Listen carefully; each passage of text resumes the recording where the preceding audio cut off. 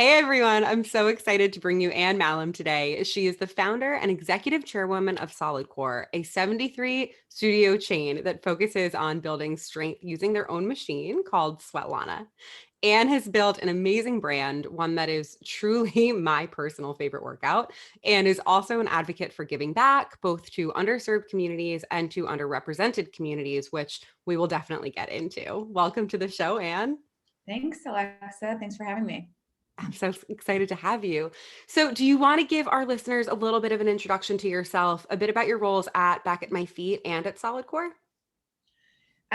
Sure. You just cut me off whenever you want to cut me off. There's a lot to say there, but yeah, I'm a two-time entrepreneur. I will definitely have more ventures in my future. I love building and creating, and I love building and creating consumer experiences around things that are really personal to me. And Back in My Feet and Solidcore are two great examples of that. Back in My Feet was a nonprofit that I started and is still operating today. It uses running as a vehicle to help men and women experiencing homelessness find a new identity. And then through that new identity, we help them get jobs in homes after they are more emotionally stable and have a different perception of themselves. And it was really interesting when that idea struck, because it, for me, and I don't have a background in social work or homelessness or anything like that, but I've always sort of felt that people are pretty much wired the same, at least at the basic level, that we want to be loved, we want to be seen, we want appreciation, we want to be cared for, and we need to be in positive environments where people want to see us be successful. And working with people who were living in homeless shelters wasn't a lot of positive environment that was there. So literally I was running by a homeless shelter on one of my morning runs and began to get friendly with some of the guys outside the shelter. And the idea just was like, oh my goodness, like, why do I just keep running by these guys? Why don't I actually start a running club for them? And after, it didn't take very long to see how this could actually be a massive impetus to change their life in a real meaningful and measurable way. And that no one was really taking this approach, at least that I was aware of in the homelessness space. So I made the decision pretty quickly that I was going to do this full time, and not a lot of people thought it was a good idea. They thought it was admirable that I was spending a lot of my free time, running with these individuals and trying to help the ways that I could. But when I sort of told people that, like, no, I'm going to do this for a job, I'm going to turn this into a nonprofit, people were sort of like, oh, Anne, like you got to be a grown up too. You have this great job offer that I was supposed to be going to. So it's just another message and example for folks that when you've got something that you really want to do, that you believe in, you're going to get a lot of naysayers. You're going to get a lot of people who don't understand it. That's where innovation comes from. That's what it is. It's not something that is obvious. And for the majority of people out there, most of us operate in doing things the way that they've always been done, because that's what our brain allows us to. So, and then, built that organization, 6.5 years, ran it, grew it. Really proud of the work that we did there and that I did there. And then it was time to move on.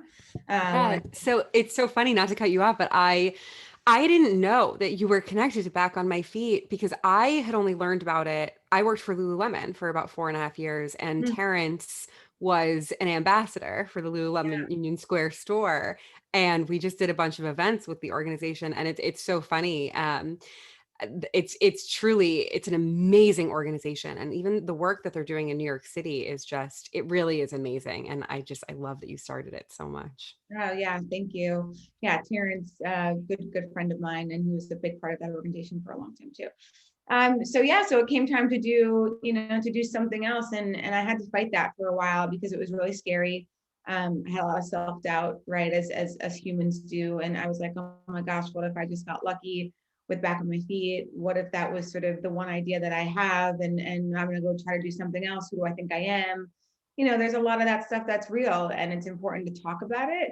But at some point I had to realize that my talent, my skill sets, and what built Back on My Feet, like, it was time for someone else to come in and grow the organization vertically. And that's not really what interests me.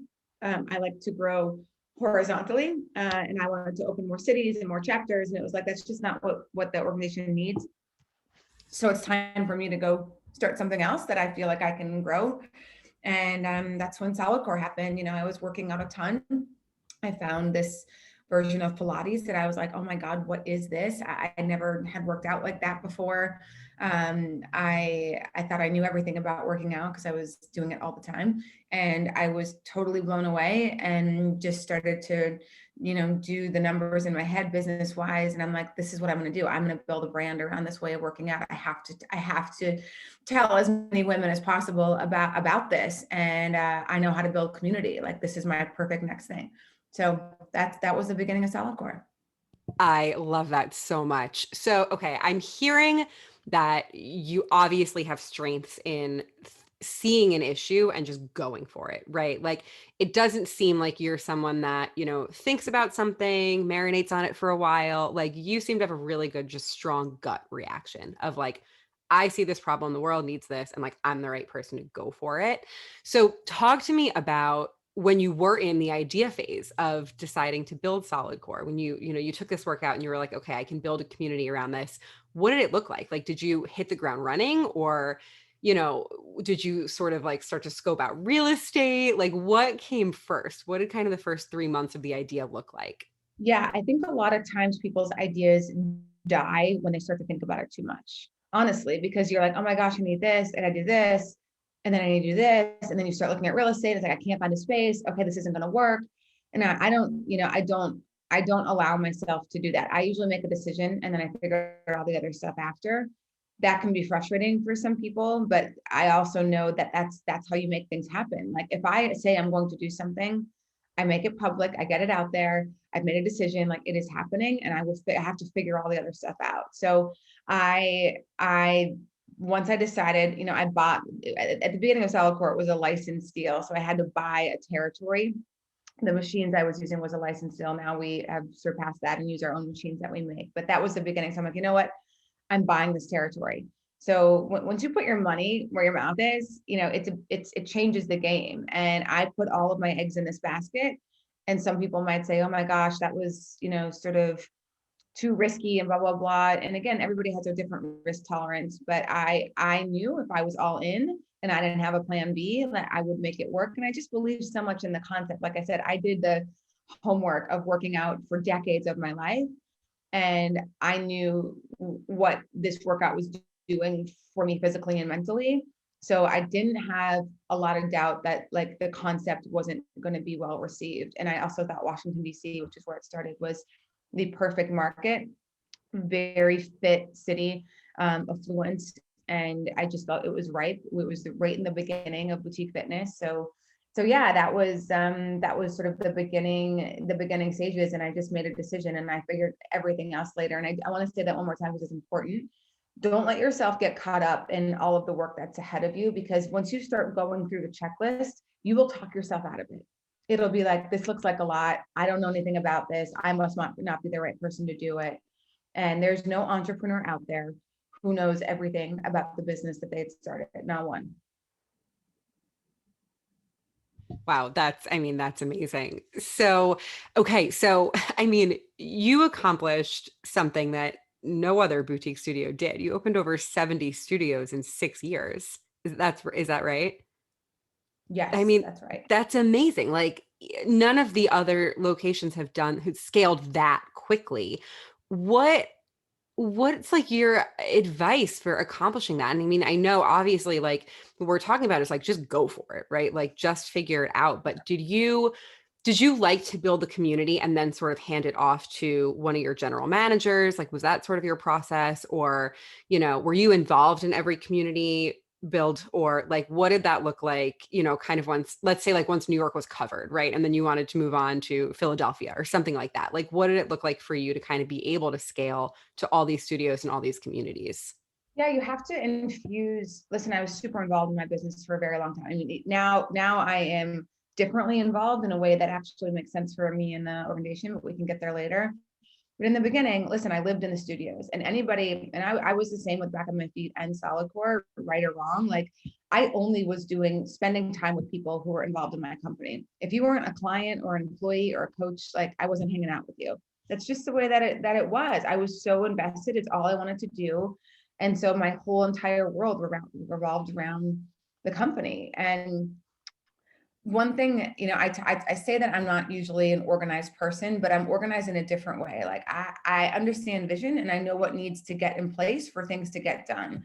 So when you think about growth and studios and how you're going to grow them, it's sort of like, okay, what are the verticals of this company? Training, real estate, construction, all of the stuff that you need to get in place for something to grow.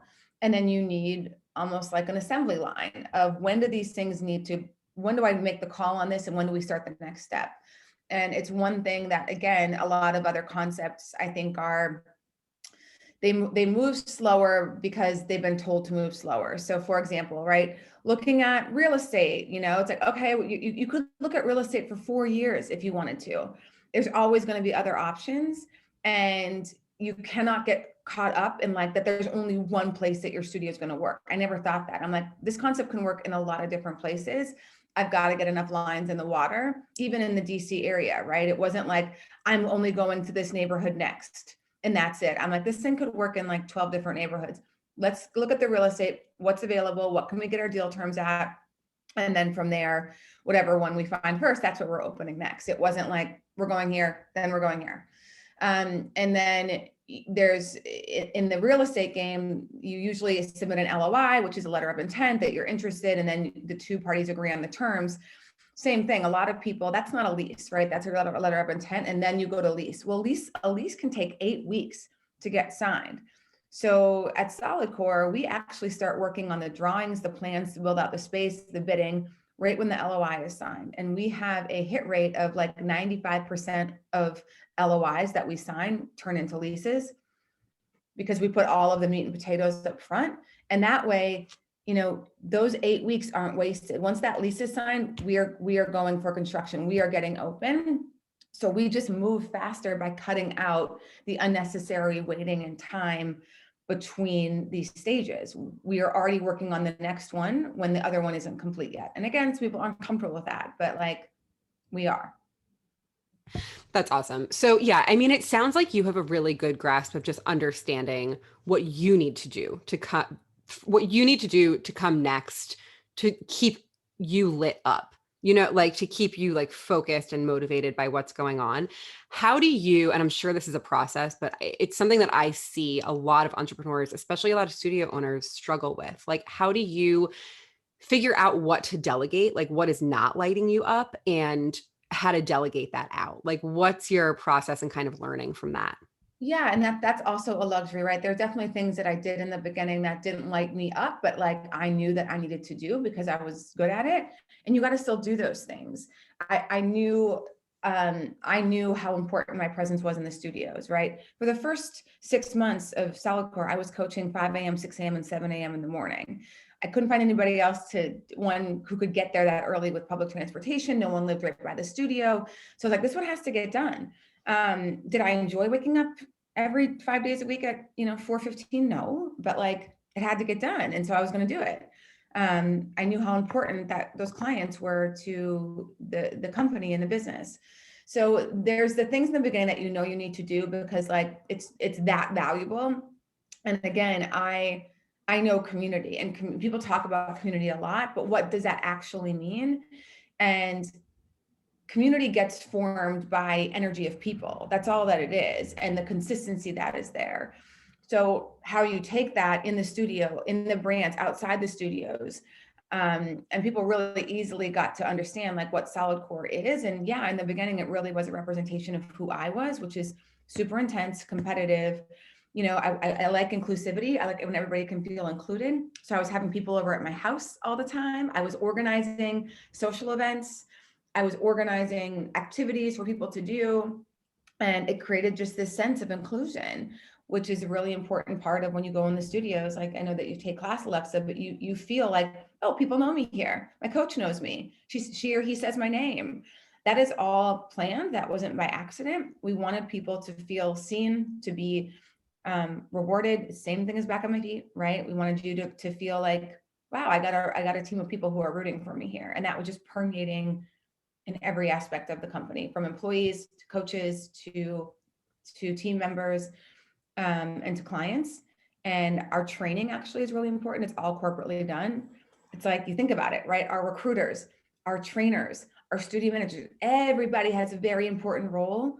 And if they're not doing their part, the ecosystem breaks. So we need to make sure that they know what their part is, how important it is, and how if it's not being done, it can ruin the community. Think about it. If the recruiters aren't recruiting the right coaches that really are bought into our brand, then all of a sudden we have coaches on the schedule who are like not really Solidcore representatives in the way that we want them to be. If the training is done wrong, and the trainers have the first real relationship with these coaches in training, if they don't get them to buy into our brand, what we stand for, the enthusiasm, everything else, that's a miss. And if those misses happen at every stage, that's when your brand is super diluted and like it's not special anymore.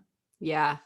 And so, okay, let's talk about this for a little bit, because when I had Sarah on, and if you guys haven't listened to that episode yet, definitely do. But when we talked a little bit about how at Solidcore, a lot of your coaches have other jobs, like maybe their day jobs or whatever, like they just have a few different things going on.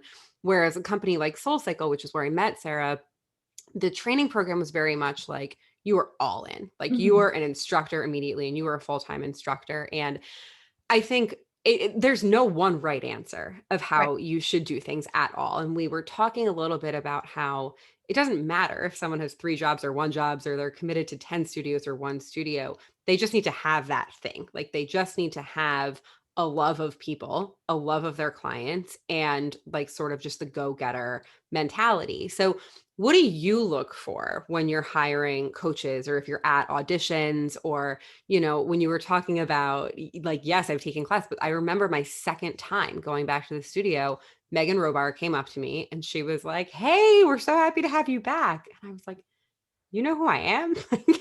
You didn't, what? Like, there's no Yeah. chance, but it was. And everybody really takes notice. So how do you, like, sort of a 2-part question, what do you look for? And how do you identify that someone is just going to be a really good, hospitable coach? Yeah. There's a lot to say around this topic, actually, and it's been a topic as it relates to people, their job, and the expectations of their job. Because there's a really fine line there, and let me explain what I mean by that. Right, fitness, right, is a people find fitness, and back when my feet was no different. It's like I left my corporate job to go work in the nonprofit space. I want to feel like I'm cleansing my soul, I'm healing people, and people feel like fitness is so important in my life. I love working out, and now I get to do it for my job. I'm helping people. I love it. I'm happy, endorphins.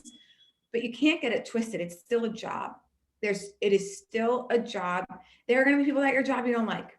There are going to be people at your job that or activities and things that you need to do at your job that you don't like to do. You're going to have bad days. And sometimes, we have gotten in conflict with sometimes when employees or coaches or whomever, when the expectations are not properly understood, that it's like, well, this is just supposed to be fun all the time. And we're like, listen, it should be fun, and we want you to be enthusiastic, and we want you to have a great time at your job, but every day is not going to be a 10. Sometimes days are going to be hard. You've got to fill your classes. You can't just come and coach here and be like, well, my class isn't, like, we are not going, that's not okay. Like, we're a business. You have expectations to meet here. And a lot of times when our clients, because that's where most of our coach base comes from, people who've worked out here and clients, so they're on a different relationship with Solidcore, right? They should feel that all the time, that, oh my God, I'm treated and this and this and this, and it's also great and wonderful, and I just want more of it, so I'm going to come and work here. But then it's like, oh, your schedule, you need to work a Saturday. It's like, well, I don't want to work a Saturday. It's like, you need to work a Saturday. That's how it works. You see what I'm saying, how it can get tricky? And so it's something that we have been talking a lot about at the company, and how we have these conversations, with our team members, that, Solidcore we cannot meet those expectations all the time, that it's just going to be happy, euphoric, all these things. Like, you're going to be tired in the morning when you got to get up and coach at 5 a.m. and that's part of the job. But that doesn't mean that we don't look for people who are super enthusiastic about our brand, who really treat people like it is the hospitality and the customer service aspect. Like we can train you on the technical side of coaching, but we really care about how you treat people, right? Like we want you to make sure people walk in that space and they feel as good as you did when you were a client, of like, I feel seen, I feel welcome, I feel supported. This is a really great energy to be in, and that person who's coaching me is so authentic. That's the sort of the brand elements that we look for.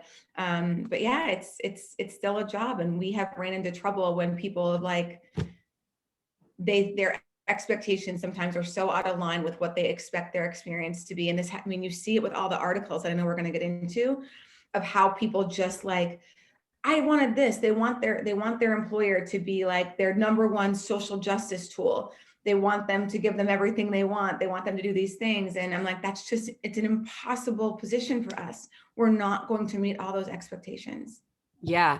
And I was recently leading an instructor marketing course for one of my clients, and I was on a Zoom with all these instructors, and some of them were saying, this is our fun job though. Like we don't want to, I have another job, so I can't get there Right. 15 minutes early and connect with clients. And I was like, that needs to be a full stop. Like you need to, that 15 minutes before class where you're saying hi to people and you're talking to them is still your job. Like you are building frequency for building your classes, just like you're saying. You still have it. Your obligation is not to just go and teach to an empty room. Your obligation is to go and to get people to come back into this business and to see them and to be invested in their success and invested in their results. And that's still part of the job. It's the job. And it's, we'll still read comments and surveys where people will be like, it's like all Solidcore cares about is like making money. And I'm like, guys, one, that's not what we care about, but you realize if we don't make money, we don't have a business. We have to stop demon. It's like, you want this place to exist. You don't want us to make a profit. You don't want, and it's like, this is the business. Don't get it twisted. Right. It's a for-profit. I just said that 3 times, so get twisted, but it's like, it's a for-profit business. It is okay. And it's like, I mean, even this summer when, there was this massive sort of uprising happening, a lot of it justified, but it did it. I was like, man, people want their employers to be like, you should give every dollar to your employees, and anything extra needs to be donated to charities. You need to stop charging people for classes. You need to be less expensive. You need to pay people more. And I'm like, someone else has to see that you can't do all of those things. We can't pay you more, but charge less. You know what I mean? We can't, we have investors, I'm included. We want to make money off of this business. Right. That can't be demonized. I'm not a bad person. Right. And, it's again, as we think about the articles that I know you want to talk about, I recently bought this house in the Dominican, and it, right away, one of this reporter from NBC tweets, Solidcore founder, who laid off 98% of her employees last year, buys massive vacation home in Dominican. So that leading tweet, you can just see all underneath, like, oh my God, she abuses her employees. Oh my God, she used her PPP money to buy this house. And that's exactly what that guy was trying to do, because it is now this notion that, and I'm like, there's such a contradictory thing here, that we want entrepreneurs, women, be successful, do that. But then when you get there, the only way you could have been successful is if you took advantage of people. No, that can't be the only option if you end up successful and you've built wealth for yourself. I'm really freaking proud of that. And I'm really proud of the jobs that Solidcore has created, and the opportunity, and what we pay our individuals and what we train them. And exactly as you said too, with the fun job piece, there's no other part-time gig you are going to find that pays you at Solidcore that you can come in and work for 2 hours and be done. Normally, jobs are 8-hour shifts. Even if it's a part-time thing, you're coming in here and working for 8 hours. Fitness has provided so much opportunity for people to be like, I've got an extra 6 hours here and there that I can make this work, and make an extra few $100 a week by doing that. That sounds amazing. Yeah. Yeah, and it's so just back to that tweet. I mean, I think I obviously I'm a marketing consultant for literally boutique fitness studios, so I definitely keep a stronger pulse than most people, but I will say your transparency through the past year was amazing. Like all of the emails that you sent out of this is what's going on. We have to lay off 98% because they need to be eligible for unemployment. They need to be able to provide for their families. That's not what the business can do right now. Like I thought that that was so strong, and it was so amazing to see a female leader take that stance and say, like, immediately when nobody really knew what was going on with COVID, it was very hard to understand what was going to come next. Like, your transparency, just, I thought it was fantastic. I thought it was a really great example of leadership. And it's so ridiculous, like, just the age of Twitter, right? That, like, any reporter with however Uh, many followers, I'm sure that they have never read any of those emails that you ever sent about the why behind why you had to do that, right? Like, but still, they saw that you purchased a house and felt entitled okay. to say what they were going to say and elicit whatever kind of reaction with no responsibility. And it's just, it is insane. So I do want to get into that Washingtonian article, and just what a disappointment that was. Because again, like I said, I've been following you for a while, and something that I've always noticed as one of your core values is your commitment to underrepresented communities. Like, you want to elevate the BIPOC community in fitness. You understand that it's underrepresented and it is something that you want to elevate. Like, that's just always been incredibly clear from the things you post and what you talk about and all of that. So I saw that the article was just so bizarrely miscoloring the point of you turning, your CEO Totally. title over to a gay Black man, which is amazing. Like, that there are no gay Black men CEOs in fitness in the size of a company like Solidcore. Like, Right. that already will do so much for representation of communities. So how do you, I mean, I can't even imagine there's a right answer to this, but how do you handle negative press like this? Like, do you fight back? Do you just sit and let it kind of just go? Like, what do you do? Oh, I mean, I fight back. You can see it on my Instagram, right? And and this is the thing that, especially women, but, and you can even take it back to this BuzzFeed article where it was this past summer, all of a sudden we get an email on a Tuesday and it's like, hey, I would like to talk to Anne about the allegations that I've heard, that I've been talking to people about sexual harassment, verbal abuse, body shaming. I was like, what is this woman talking about? And it's like, yeah, my deadline's in 3 days. And I'm like, what are you talking about? So you talk to a bunch of anonymous ex-employees, and you say current and whatever, and like you want to build this narrative about myself because someone told you underneath the umbrella of anonymity that, like, yeah, you know what, like I didn't get chosen for this job and I think it's because I'm Black. And so because that person says that you then, I'm a racist. And I'm like, why don't you just take a look at my employee base? Why don't you look at people who work here? And my president and CEO is a gay Black man, and he has been for the last 3 years. But just because someone says that, it's like, oh, that's salacious. We're going to write that. And then this headline is sort of, Solidcore founder is accused of toxic, whatever. I mean, it was so irresponsible. And I'm really sick and tired of the anonymity that the press is allowing. You didn't witness a murder, right? You didn't witness a murder where you need protection. And you can't tell us that we've got no record of any of these things on file, that not one person felt comfortable expressing any of those things, but like it's a massive issue at our company. And you want to tell me that the anonymity is based off of people fear of retaliation? I'm like, they don't work here anymore. What retaliation are they afraid of? All they're trying to do is cause hurt and pain, and don't have to take any responsibility and put their name and face behind it. And you're allowing that type of journalism. It's super irresponsible. But look at all of the takedown pieces, Alexa, that happened last year. All of the takedown pieces of so many women. And I've talked to several of those women because it bonded us together. And a lot of them didn't end up in the position that I did, which was stand up, fight back for yourself. They let the public pressure then they step down. They're like, oh my God, people don't want me in this role. I'm going to step down. And it's just too loud and too noisy and too angry. And I don't want to fight that. But like, I know the truth. Like, am I a tough boss? Damn straight I am. Do I have really high expectations? Yes.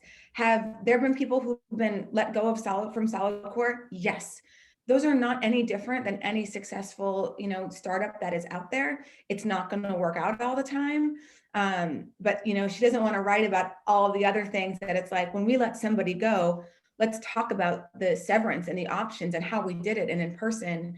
And it's all just twisted to make it look like a salacious, because people love reading that shit. It's like, oh, here's this super successful female. Oh yeah, like she's a bitch and toxic. That's the only way she got to where she is. It makes people feel better about themselves. Oh, totally. Yeah. And I remember we were going through something at Lululemon. There was the whole sheer pants thing, but then there was other things beyond that. And someone just wrote in one day, a very, very nice customer, and was like, look, when you're in the light, you're under it too.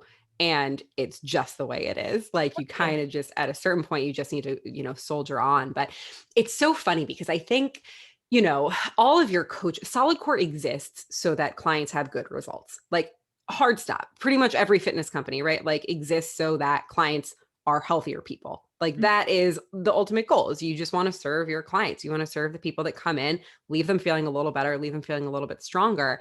And to do that, you need coaches and you need people at the organization that understand accountability. So it's just so funny when you have these people, writing in and saying, oh, but keep me anonymous. And it's like, maybe if you're not good at taking accountability, you were never going to be good for this company in the first place. Like, that right there is probably why it didn't work out. Yeah. And again, like we make mistakes. I make mistakes and I've apologized when I've made a mistake. I have no problem picking up the phone, calling, and I've done it plenty of, especially over the last year when it was like, no one really knew what to do and you had to make calls. I'm like, you know what, that was the wrong call. I shouldn't have done that. Let me pick up the phone and be like, listen, this was a mistake. I didn't see it at the time. And, I'm going to fix it, or this is what I'm going to do now. Something of that sort, right? Like it's no problem doing that. But we can't fall into this category of, well, someone said that about me. And, this whole group of other people that are sort of out there that I will not mention by name, but it's just like, Anne's been accused of this. She needs to apologize and step down. And it's like, just because someone had that opinion about me doesn't mean it's true.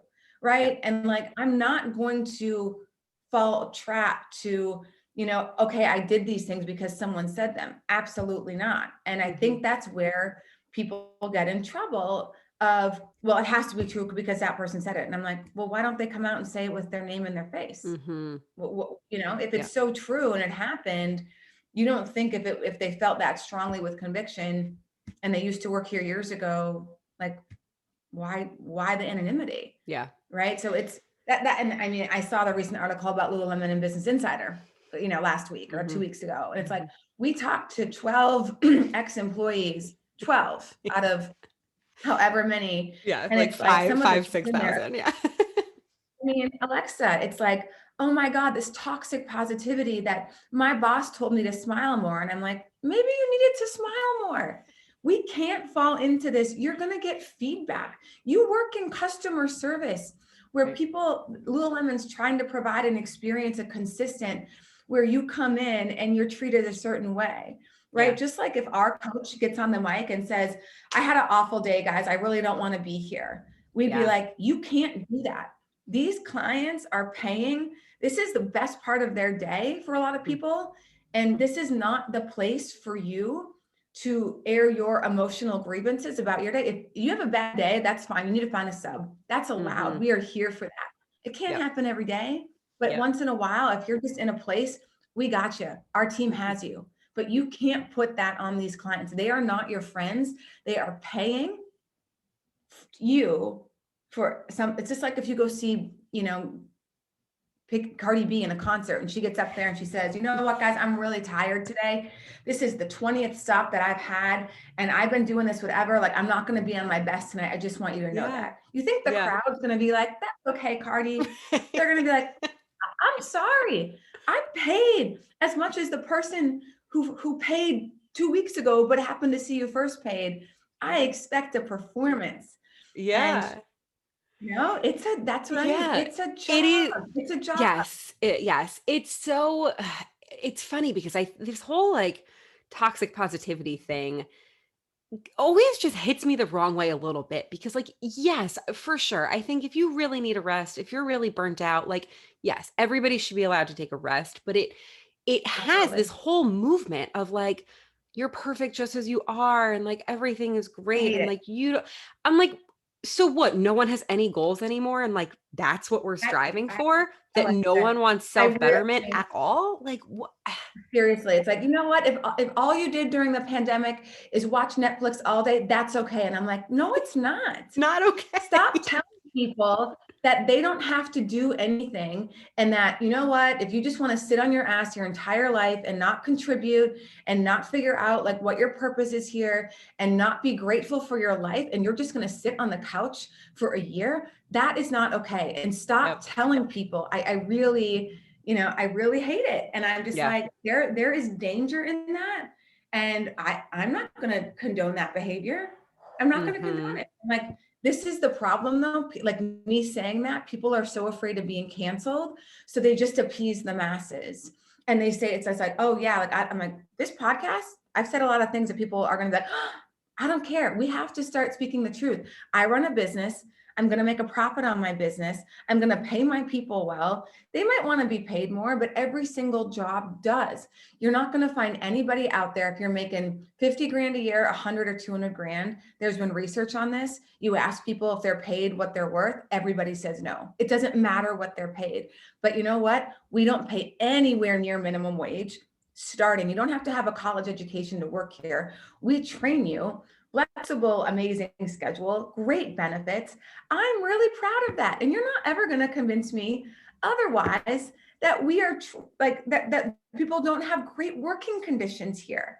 Are you kidding me?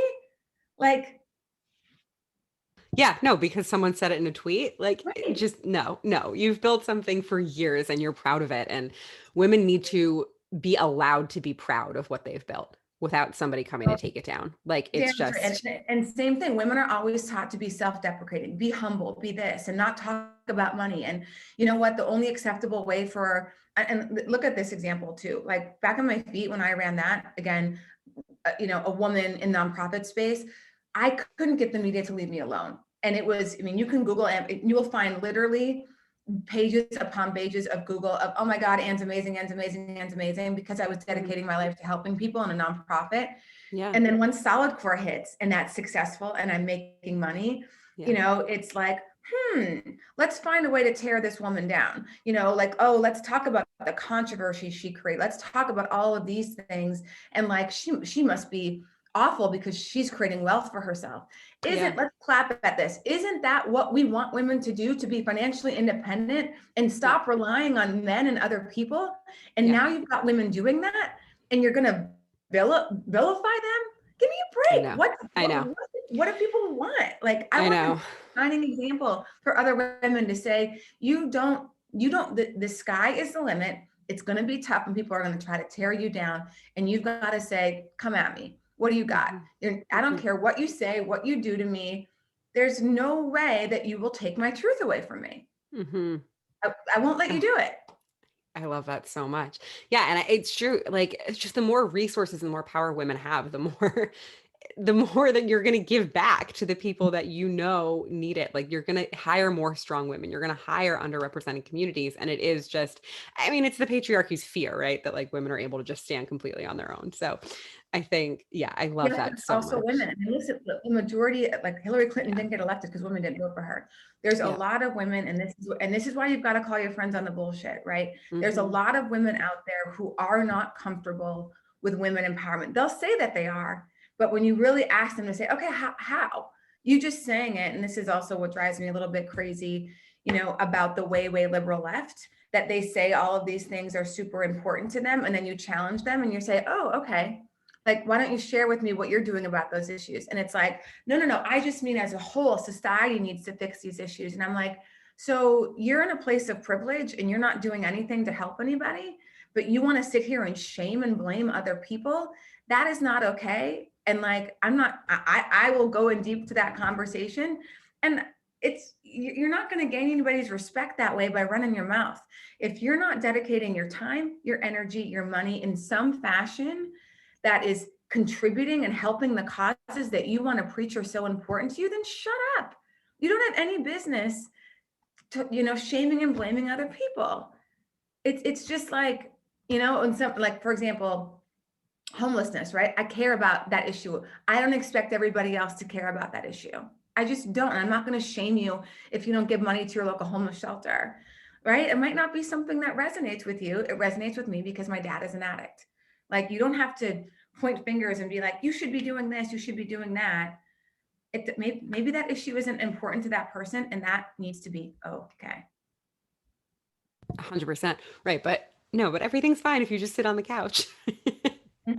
Yeah, it's so funny. Okay, so I wish this conversation could go on forever.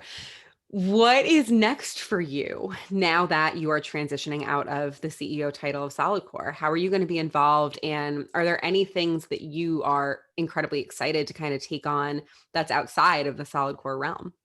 Yeah. So I like to say I'm cutting out all of the middle stuff, which is the stuff that I'm not the best at anyway, and I don't really get my energy from. And again, I'm in a really fortunate and privileged position to be able to do that. So I like to say I'm going really, really high and also really deep into my founder role. So in my executive chairwoman role, I focus on things like international expansion, right? It's still my job to create the vision for the company and work with the other board members and set the vision and the goals for the company. And it's Brian's job as the CEO to take all of that, participate in that conversation with us to make sure that he feels comfortable he can do this. And his job is to execute with his amazing team, on that vision. And, my job continues to be around, like I said, financial management with our partners. So whenever we need to raise money, right, I work with our board members, our investors, about what that might look like in the future, manage those relationships pretty closely. The acquisitions that we are exploring, we're in the middle of one right now, which hopefully will be done by the end of next month. International expansion, we're looking into Canada. We hope to be open there in the Q1 of next year. And then I'll still help continue with brainstorming and the branding idea of things and how we can actually take Solidcore, what do we do next to really amplify the brand in ways that make sense for us? And fitness screws up here too, right? Like I won't say this one by name too, but there's a concept that, tried to do too many things. And as fitness, sort of like, oh, the retail game, like, why don't you have retail? And I'm like, we have retail too. And I'm like, it's one of the mistakes I think we made. I hate the fact that we have retail. We don't know anything about it. We're just like, we should have retail. It's expensive. It's, it's big overhead. And it's a pain in the ass to manage. And I'm like, what are we doing? Why don't we just have some stuff online, take all of that stuff out? So anyways, like tangent, but it's the big stuff. And then down to the founder role, like I'm going to be coaching in the studios. I just finished a big coaching tour across 13 or 14 studios. I coached 23 classes over those 13 days between Manhattan, Brooklyn, Philly, Bryn Mawr, and Connecticut and Long Island. And like, great. And then I will, hit the road again later in May and get to another market and connect with my teams. Like, that's what I love the most is, again, that's community to me, is get in there, see my teams, how they're doing, connect with the clients. And that's still one of my favorite parts about this company. Oh, I love that so much. So you have a pretty good 6 months to a year ahead of you. Yeah. And I hope to keep my Solidcore schedule 20, 25 hours, a week, sometimes less, and sometimes it'll be more, but that's down from the 60 hours that it was pretty much on average for a long time. And over COVID, it was, 70 plus. So yeah. I am deliberately making space for other things, volleyball being one of them. Like, I'm late to the volleyball game in my life, but I love it. I play several times a week. I'm going to a volleyball camp to really try to get good. Like, I am immersing myself in that community. It brings me a lot of joy. I'm going to start to explore this book idea. I've just learned so much, and I want to continue to share that with especially other women who want to be, entrepreneurs. And I've done it in both spaces. And I feel like I've got a lot of good lessons, mistakes, advice that I can be sharing with people, and more so just how to define the life that you want. I mean, I'm from North Dakota. Most of my friends, in fact, 99% of them got married, had kids when they were in their 20s. And I took a very different path. And I've always known that like my path wasn't going to be as traditional as everybody else there. And I think there is something about stepping into your power and your individuality. And I'm really proud of the life that I created for myself. I just got engaged, and like we will Congratulations. have our wedding in January. Yeah, but it's like it's later in life. Like it didn't work for me in my 20s. I didn't have those similar wants and needs. And you know, I just shared this post a few weeks ago, but it's about all these founders. They just unfortunately happen to be men, but like that started their business in their 40s, 50s, and 60s. And like, it's never too late to live your life. It's never too late to change course, to say, you know, I don't want to do this anymore. And once we realize that we are the keepers of our own destiny and our own decisions in our life, we can make whatever life we want for us as long as we're committed to making it happen. And I feel extremely fortunate to be in the financial position that me and my partner are at this stage in our life, because we focused so early on our careers and entrepreneurship and these things. And now like we get to really decide what we want our weeks to look like and where we want to be and who we want to spend time with. And it's really fantastic. And I feel, like I said, very, very fortunate, and I'm going to take full advantage of it. Yeah, as you should. Okay, are you ready to get into some rapid fire questions? Yes, you got it. Okay. What is your absolute favorite way to sweat? Oh, I mean, Solidcore. And I'm not just saying that, like, it's still my primary form of working out. I love how I feel when I'm doing it. And I love even more how I feel, you know, afterward. I'm taking a class tonight. Yeah, it is. It's truly the best. What is your favorite song to work out to? Oh my gosh, favorite song. I mean, I don't have a favorite song. Favorite artist is Drake. I mean, anything Okay. Drake when I'm working out is fine by me. Okay. Love it. Software that you can't live without. Oh God, people are gonna laugh at me. It's Outlook. I still use Outlook. I can't. Okay. My entire team is like, this is so awful. I can't get rid of it. What's the best business advice you ever got? That if you want to be successful, you need to have the support of the people around you. And I think I learned that early on at one of my other jobs where my boss, I was just being a pain in the ass. I was being an entitled pain in the ass. And it was like, and I needed him, my colleagues, to want to see me be successful. If they didn't want to see me be successful, I was never going to be. So don't alienate people around you. That like you need people on your team. You need people to have your back. You need people rooting for you. It's imperative. Definitely. I feel like you answered this earlier, but if you could live anywhere in the world that is not your home, where would it be?